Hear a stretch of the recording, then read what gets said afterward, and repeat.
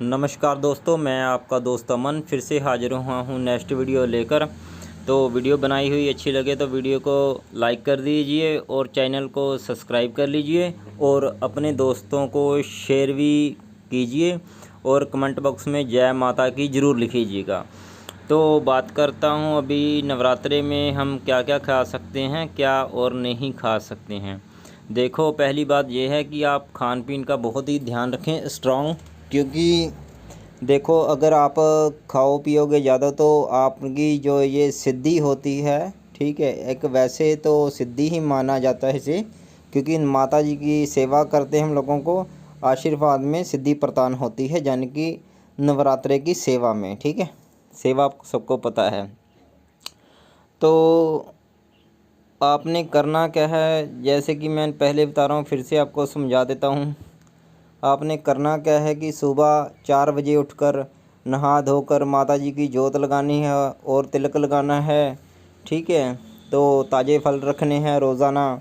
वो नहीं है कि आज जो फल रखे हैं कल भी आप वही रखोगे, नहीं, फल आपको रोज़ाना ताज़े ही रखने हैं। ठीक है भाई। तो उसके बाद में आपने करना क्या है, जब आपका जो खान पीन का टाइम है आप शाम का रखिए, ठीक है, या फिर 12 बजे का टाइम रखिए। एक ही टाइम में आपने खाना है, ये नहीं है कि ज़रा सी भूख लगी और आप पेट भर कर खा रहे हो। ठीक है, ऐसा नहीं होता कभी भी।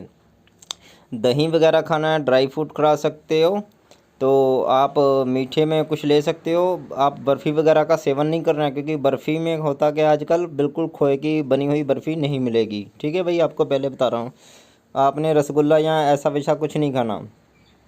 आपने करना क्या है, आप तरबूज खा सकते हो, ठीक है, अंगूर खा सकते हो।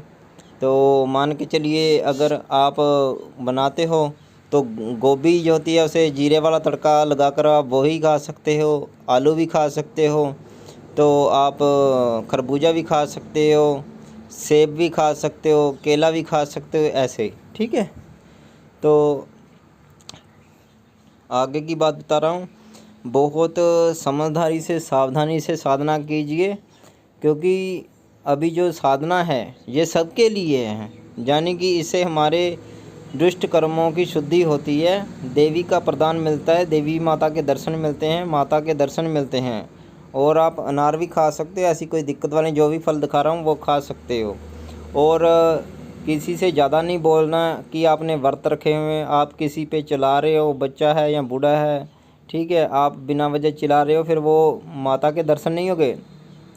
और आपको चारपाई पे नहीं सोना है, तो आपको बेड पे नहीं सोना है, ज़मीन पे आसन लगा कर सोना है, ज़मीन पे ही सोना है जब तक आपके व्रत चल रहे हैं। और घंटी और शंख की आवाज़ बोलनी चाहिए जब भी आप सुबह शाम आरती करोगे माता की, सुबह शाम आरती करोगे, ठीक है, तो उसके घंटी और शंख की आवाज़ आनी चाहिए। और माता दुर्गा की या किसी भी देवी की या किसी भी देवता की चालीसा आपको पढ़नी है। श्री गणेश महाराज की जाप पढ़ना है आपको, ठीक है, श्री गणेश महाराज जी की, जिसे गणपत कहा जाता है, गणपत जी का, ठीक है, करना है। और आपको भैरव जी का भी करना है, बहुत ज़रूरी। हनुमान चालीसा भी पढ़नी है, क्योंकि देखो आप समझदार हो, ठीक है, कहने की ज़रूरत नहीं है, क्योंकि कहूँगा फिर बार बार वही बात हो जाती है कि आपको समझ नहीं आती बात। तो आपको जो बता रहा हूँ, आप हनुमान, भैरव और गणेश पूजन अवश्य करें, क्योंकि इसी से ही आपको सिद्धि प्राप्त होगी। क्योंकि देखो आप कहीं भी माता की फ़ोटो देते हो, भैरव और हनुमान होते ही होते हैं। ठीक है, और सबसे ज़रूरी बात कहूँगा, ठीक है, आपको ज़्यादा अपनी वाणी में सिद्ध करना है। वाणी मतलब आप समझते हो, आपकी ज़ुबान, आपकी ज़ुबान में सिद्धि तभी प्राप्त होगी। आप माता सरस्वती की चालीसा ज़रूर पढ़ें, यहाँ किसी से मंत्र वगैरह बहुत यूट्यूब पे मिल रहे हैं, ठीक है, मंत्र वगैरह माता सरस्वती के मंत्र ज़रूर पढ़ें।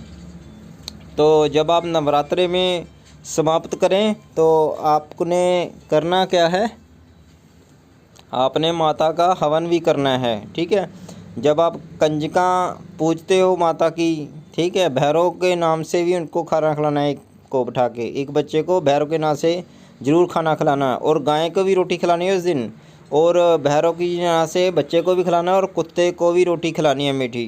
चाहे कुछ भी हो मीठा आपके पास। ठीक है भाई, तो मिलता हूँ आपको नेक्स्ट वीडियो में।